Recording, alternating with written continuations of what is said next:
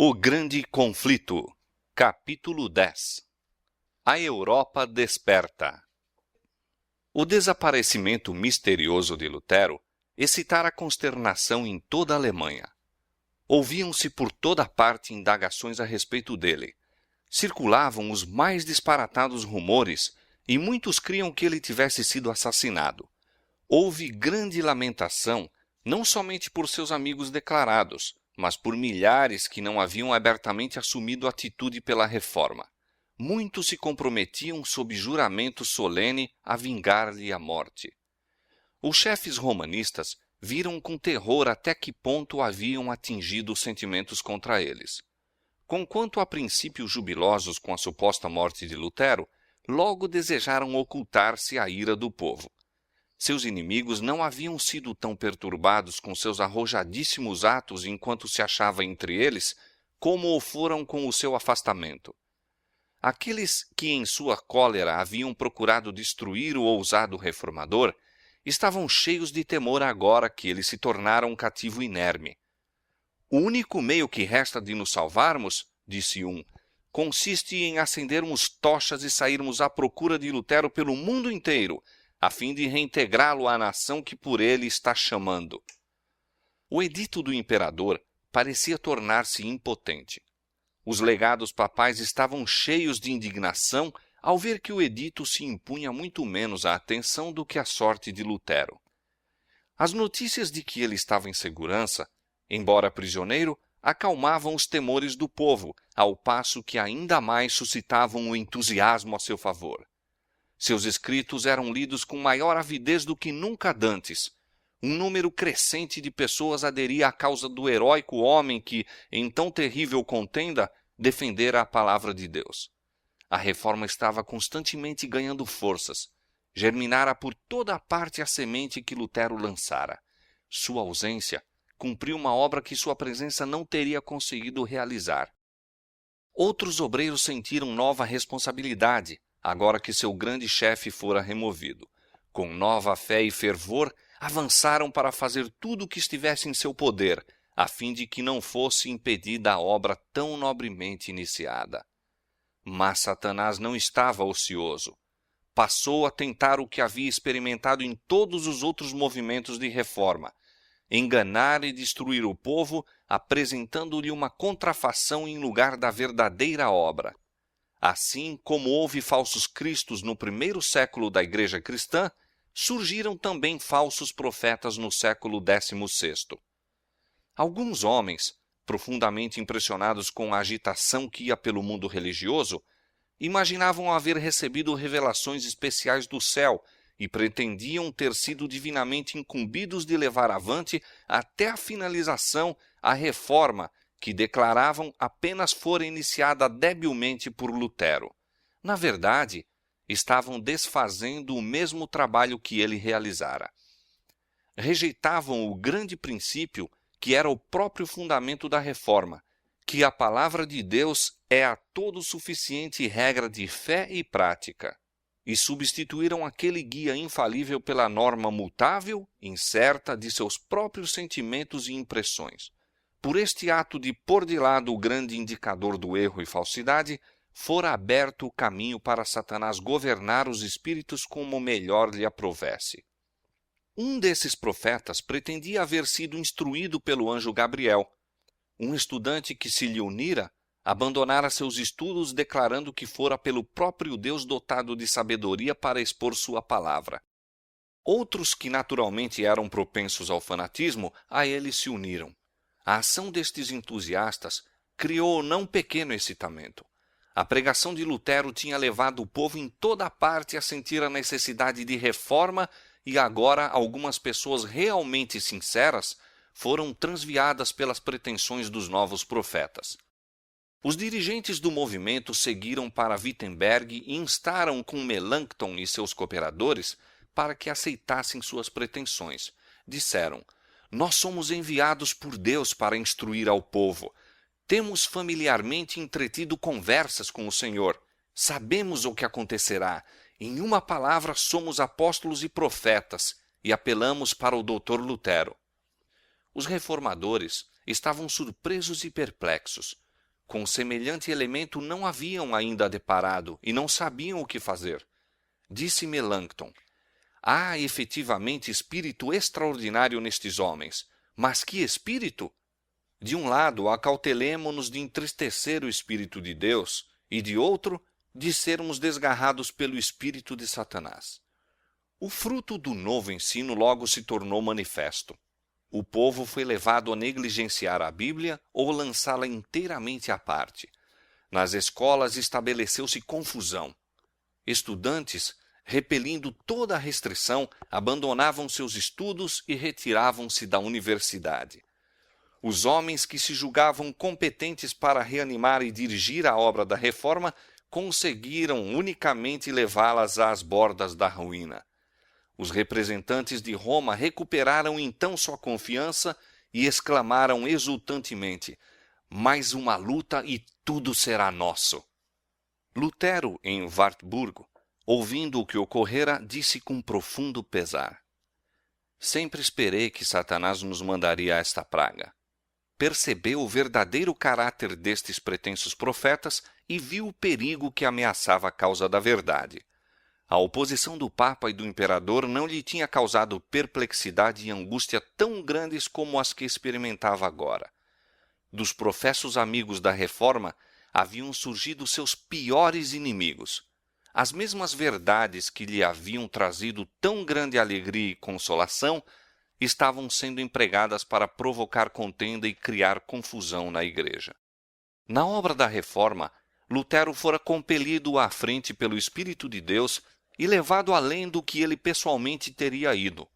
Não se propusera assumir as posições que assumiu, nem efetuar mudanças tão radicais. Não fora senão o instrumento nas mãos do poder infinito. Contudo, muitas vezes estremecia pelos resultados de seu trabalho. Dissera uma vez: se eu soubesse que minha doutrina tivesse prejudicado a um homem, um único homem, por humilde e obscuro que fosse, o que não pode ser, pois que é o próprio Evangelho, eu preferia morrer 10 vezes a não retratar-me. E então, Wittenberg mesmo, o próprio centro da Reforma, estava rapidamente a cair sob o poder do fanatismo e da anarquia. Esta terrível condição não resultara dos ensinos de Lutero, mas por toda a Alemanha seus inimigos o estavam acusando disso. Em amargura d'alma, ele algumas vezes perguntou: poderá, então, ser esse o fim desta grande obra da Reforma? De novo, lutando com Deus em oração, encheu-se-lhe de paz a alma. A obra não é minha, mas tua, disse ele. Não permitirás que ela se corrompa pela superstição ou fanatismo. Mas o pensamento de permanecer por mais tempo afastado do conflito, numa crise tal, tornou-se-lhe insuportável. Resolveu voltar a Wittenberg.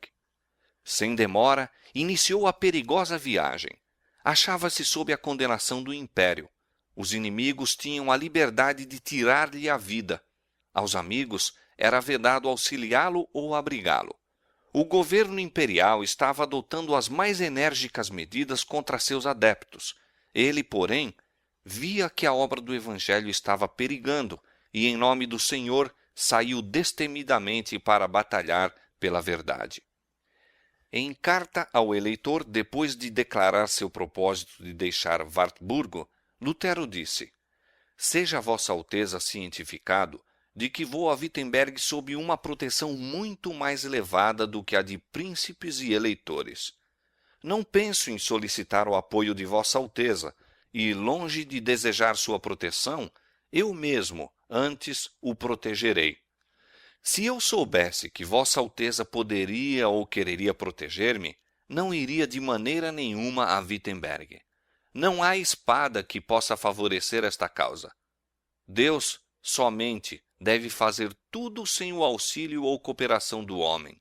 Aquele que tem a maior fé é o que é mais capaz de proteger. Em segunda carta, escrita em caminho para Wittenberg, Lutero acrescentou: estou pronto para incorrer no desagrado de Vossa Alteza e na ira do mundo inteiro. Não são os habitantes de Wittenberg minhas ovelhas? Não as confiou Deus a mim? E não deveria eu, sendo necessário expor-me-á à morte por sua causa? Demais, temo ver um terrível levante na Alemanha, pelo qual Deus punirá nossa nação. Com grande cautela e humildade, se bem que com decisão e firmeza, entrou em seu trabalho. Pela palavra, disse ele, devemos vencer e destruir o que foi estabelecido pela violência. Não farei uso da força contra os supersticiosos e incrédulos. Ninguém deve ser constrangido. A liberdade é a própria essência da fé. Logo rumorejou em toda Wittenberg que Lutero voltara e que deveria pregar. O povo congregou-se de todas as direções e a igreja transbordou. Subindo ao púlpito com grande sabedoria e mansidão, instruiu, exortou e reprovou. Abordando o procedimento de alguns que haviam recorrido a medidas violentas para abolir a missa, disse: a missa é coisa má. Deus se opõe a ela. Deve ser abolida. E eu gostaria que no mundo inteiro fosse substituída pela ceia do Evangelho, mas que ninguém seja dela arrancado pela força. Devemos deixar o caso nas mãos de Deus. Sua palavra deve agir e não nós. E por que assim? Perguntareis. Porque eu não retenho o coração dos homens em minhas mãos, como o oleiro retém o barro. Temos o direito de falar, não temos o direito de agir. Preguemos, o resto pertence a Deus. Devesse eu empregar a força, e que ganharia? Momice, formalidade, arremedos, ordenanças humanas e hipocrisia. Mas não haveria sinceridade de coração, nem fé, nem caridade. Onde faltam estas três, falta tudo, e eu nada daria por semelhante resultado. Deus faz mais por sua palavra só, do que vós e eu e o mundo inteiro por nossa força unida. Deus se apodera do coração, e tomando o coração, tudo está ganho. Pregarei, discutirei, escreverei, mas não constrangerei a ninguém, pois a fé é ato voluntário. Vede o que fiz. Levantei-me contra o Papa, seus partidários e as indulgências, mas sem violência nem tumulto. Apresentei a palavra de Deus, preguei e escrevi, isto é tudo o que fiz. E, no entanto, enquanto eu dormia, a palavra que eu pregara subverteu o papado, de maneira tal que nunca um príncipe ou imperador lhe vibrou semelhante golpe, e, contudo, nada fiz. A palavra só fez tudo. Se eu houvesse querido apelar para a força, a Alemanha inteira teria sido talvez inundada de sangue, mas qual seria o resultado? Ruína e desolação, tanto para o corpo como para a alma. Portanto, conservei-me quieto e deixei a palavra sozinha correr através do mundo. Dia após dia, durante uma semana inteira, Lutero continuou a pregar às ávidas multidões. A palavra de Deus quebrou o encanto da excitação fanática. O poder do Evangelho trouxe de novo para o caminho da verdade o povo transviado. Lutero não tinha desejo de encontrar-se com os fanáticos cujo proceder fora a causa de tão grande mal. Sabia que eram homens de juízo deficiente e de indisciplinadas paixões, os quais, conquanto pretendessem ser especialmente iluminados pelo céu, não suportariam a mínima contradição ou mesmo a mais benévola reprovação ou conselho. Arrogando-se autoridade suprema, exigiam que cada um, sem qualquer questão, reconhecesse o que pretendiam. Mas, ao pedirem uma entrevista com ele, concedeu-lhe, e com tanto êxito expôs as pretensões deles que os impostores de pronto partiram de Wittenberg. O fanatismo foi sustado por algum tempo, mas alguns anos mais tarde irrompeu com maior violência e mais terríveis resultados. Disse Lutero com relação aos dirigentes desse movimento: para eles, as escrituras sagradas não eram senão letra morta, e todos eles começaram a clamar: o Espírito, o Espírito! Mas, certamente, não seguirei para onde seu Espírito os conduz. Deus me guarde, pela sua misericórdia, de uma igreja em que não há senão santos. Desejo associar-me aos humildes, fracos, doentes, que conhecem e sentem seus pecados e que do fundo do coração gemem e clamam continuamente a Deus para obter dele consolação e apoio. Tomás Münzer, o mais ativo dos fanáticos, era homem de considerável habilidade, que, corretamente dirigida, o teria capacitado a fazer o bem, mas ele não aprendera os rudimentos da verdadeira religião. Possuía-o o desejo de reformar o mundo e esquecia-se, como fazem todos os entusiastas, de que a reforma deveria começar consigo mesmo. Ambicionava obter posição e influência, e não estava disposto a ficar em segundo lugar, mesmo em relação a Lutero. Declarava que os reformadores, substituindo pela autoridade das Escrituras a do Papa, estavam apenas estabelecendo uma forma diversa de papado. Ele próprio pretendia haver sido divinamente incumbido de introduzir a verdadeira reforma. Aquele que possui este espírito, disse Münzer, possui a verdadeira fé, ainda que em sua vida nunca visse as Escrituras. Os ensinadores fanáticos entregaram-se à direção das impressões, considerando todo o pensamento e impulso como sendo a voz de Deus. Consequentemente, iam a grandes extremos. Alguns queimaram mesmo a Bíblia, exclamando: "A letra mata, mas o Espírito vivifica."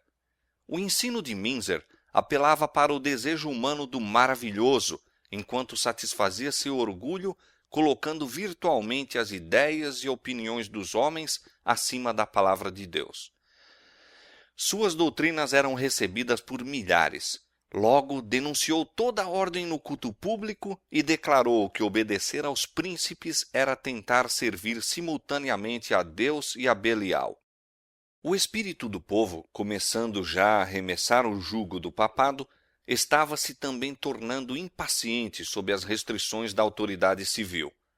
Os ensinos revolucionários de Münzer, pretendendo sanção divina, levaram-nos a romper com todo o domínio e dar rédeas a seus preconceitos e paixões. Seguiram-se as mais terríveis cenas de sedição e contenda, e os campos da Alemanha embeberam-se de sangue. A agonia d'alma que havia tanto tempo antes Lutero experimentara em Erfurt, oprimia-o agora com a redobrada força, vendo ele os resultados do fanatismo imputados à reforma. Os príncipes romanistas declaravam, e muitos estavam prontos a dar crédito à declaração, que a rebelião era o fruto legítimo das doutrinas de Lutero. Conquanto esta acusação não tivesse o mínimo fundamento, não poderia senão causar grande angústia ao reformador. Que a causa da verdade fosse destarte infelicitada, sendo emparelhada com o mais ignóbil fanatismo, parecia mais do que ele poderia suportar. Por outro lado, os chefes da revolta odiavam a Lutero porque ele não somente se opusera às suas doutrinas e negara ser de inspiração divina o que pretendiam, mas declarara aos rebeldes a autoridade civil. Em represália, denunciaram-no como vil pretensioso. Parecia haver acarretado sobre si a inimizade tanto dos príncipes como do povo. Os romanistas exultavam, esperando testemunhar a rápida queda da reforma, e culpavam a Lutero até dos erros que ele tão zelosamente se esforçara por corrigir. A facção fanática, pretendendo falsamente haver sido tratada com grande injustiça, conseguiu ganhar as simpatias de um grupo numeroso de pessoas, e conforme se dá frequentemente com os que tomam o lado do erro, vieram a ser considerados mártires. Assim, aqueles que estavam exercendo toda a energia em oposição à reforma eram lamentados e louvados como vítimas de crueldade e opressão. Esta era a obra de Satanás, movido pelo mesmo espírito de rebelião que manifestara primeiramente no céu. Satanás está constantemente procurando enganar os homens e levá-los a chamar ao pecado justiça e à justiça pecado. Quão bem-sucedido tem sido seu trabalho! Quantas vezes a censura e a exprobração são lançadas sobre os fiéis servos de Deus porque se mantêm destemidos em defesa da verdade. Os homens que não passam de agentes de Satanás são louvados e lisonjeados, e mesmo considerados mártires, enquanto os que deveriam ser respeitados e apoiados pela sua fidelidade a Deus são deixados sós, sob suspeita e desconfiança. A santidade falsificada, a santificação espúria, ainda está a fazer sua obra de engano. Sob várias formas exibe o mesmo espírito dos dias de Lutero, desviando das Escrituras os espíritos e levando os homens a seguir seus próprios sentimentos e impressões, em vez de prestar obediência à lei de Deus. Este é um dos expedientes mais bem-sucedidos de Satanás para lançar opróbrio sobre a pureza e a verdade. Corajosamente, Lutero defendeu o evangelho dos ataques que vinham de todos os lados. A palavra de Deus se demonstrou uma arma poderosa em todo o conflito. Com essa palavra, guerreou contra a usurpada autoridade do Papa e a filosofia racionalista dos escolásticos, enquanto se mantinha firme como uma rocha contra o fanatismo que procurava aliar-se à Reforma. Cada um desses elementos oponentes estava, a seu modo, pondo de parte as Escrituras sagradas e exaltando a sabedoria humana como a fonte da verdade e conhecimento religioso. O racionalismo deifica a razão e dela faz o critério para a religião. O romanismo, pretendendo para seu soberano pontífice uma inspiração que descende ininterruptamente dos apóstolos e que é imutável em todos os tempos, dá ampla oportunidade para que toda espécie de extravagâncias e corrupção se ocultem sob a santidade da comissão apostólica. A inspiração pretendida por Minzer e seus companheiros não procedia de uma fonte mais elevada do que as divagações da imaginação, e sua influência era subversiva a toda autoridade humana ou divina. O verdadeiro cristianismo recebe a palavra de Deus como o grande tesouro de verdade inspirada e como a prova de toda inspiração. De volta a Wartburgo, Lutero completou sua tradução do Novo Testamento, que foi logo depois entregue ao povo da Alemanha em sua própria língua. Essa tradução foi recebida com grande alegria por todos os que amavam a verdade, mas rejeitaram-na escarnecedoramente os que preferiam tradições e preceitos de homens.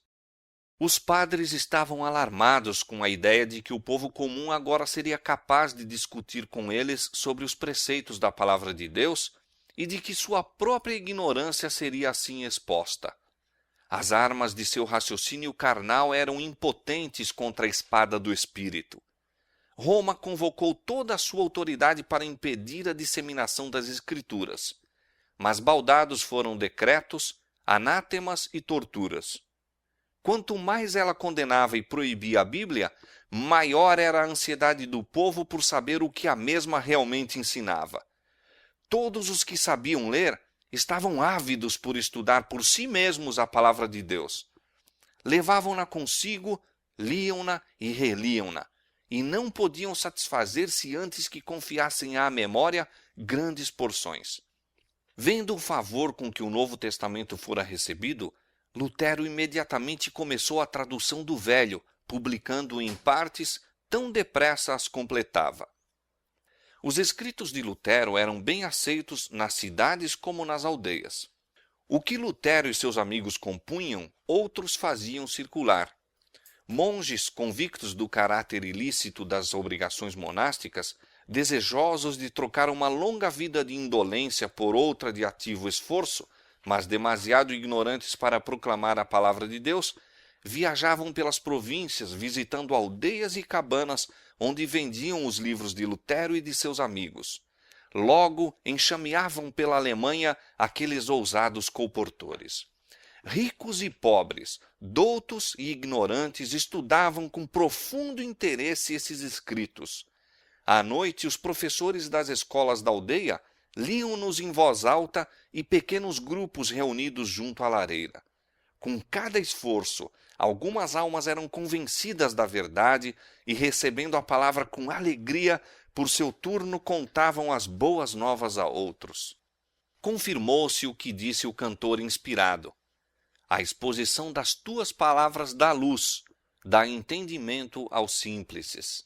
Salmo 119, verso 130.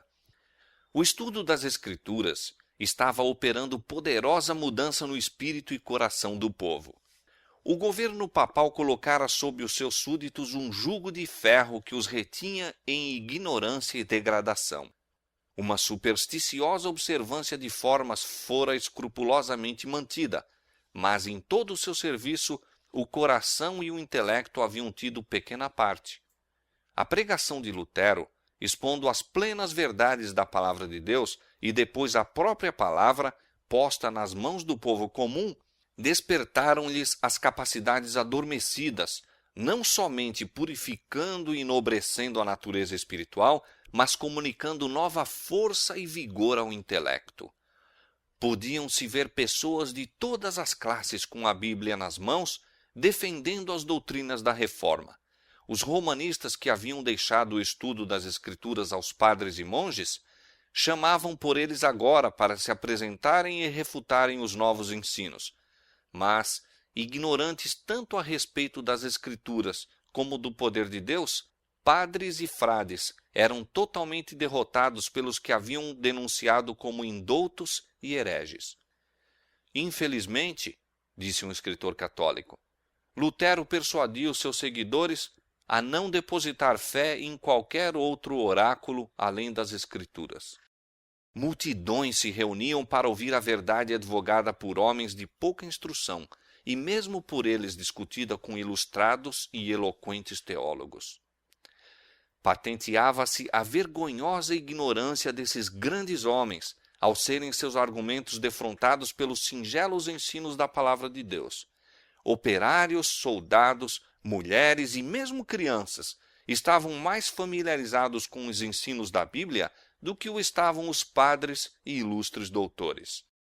O contraste entre os discípulos do Evangelho e os mantenedores da superstição romanista manifestava-se não menos nas classes eruditas do que entre o povo comum. Opondo-se aos velhos defensores da hierarquia, que tinham negligenciado o estudo de línguas e o cultivo da literatura, havia jovens de espírito lúcido, dedicados ao estudo, que investigavam as Escrituras e se familiarizavam com as obras-primas da antiguidade. Dotados de espírito altivo, alma elevada e intrépido coração, os moços logo adquiriram tal saber que durante longo período de tempo ninguém podia com eles competir. Quando, pois, em qualquer assembleia, esses jovens defensores da Reforma enfrentavam os doutores do romanismo, atacavam-nos com tal facilidade e confiança que esses homens ignorantes hesitavam, ficando embaraçados e caíam em merecido desprezo aos olhos de todos. Vendo o clero romano suas congregações diminuírem, invocaram o auxílio dos magistrados e, por todos os meios ao seu alcance, esforçaram-se por fazer seus ouvintes voltarem. Mas o povo encontrara nos novos ensinos aquilo que lhe supria as necessidades da alma e afastou-se daqueles que por tanto tempo o tinham alimentado com as inúteis bolotas de ritos supersticiosos e tradições humanas. Quando se acendeu a perseguição contra os ensinadores da verdade, deram atenção às palavras de Cristo. Quando, pois, vos perseguirem nesta cidade, fugi para outra. Mateus 10, verso 23. A luz penetrou em toda a parte. Os fugitivos encontraram algures uma porta hospitaleira que se lhes abria e ali morando pregavam a Cristo, algumas vezes na igreja, ou, sendo-lhes negado esse privilégio, nas casas particulares ou ao ar livre. Qualquer lugar em que pudessem obter auditório era-lhes um templo consagrado. A verdade, proclamada com tal energia e segurança, propagava-se com poder irresistível. Debalde se invocavam tanto autoridades eclesiásticas como civis a fim de aniquilar a heresia. Em vão recorriam à prisão, tortura, fogo e espada.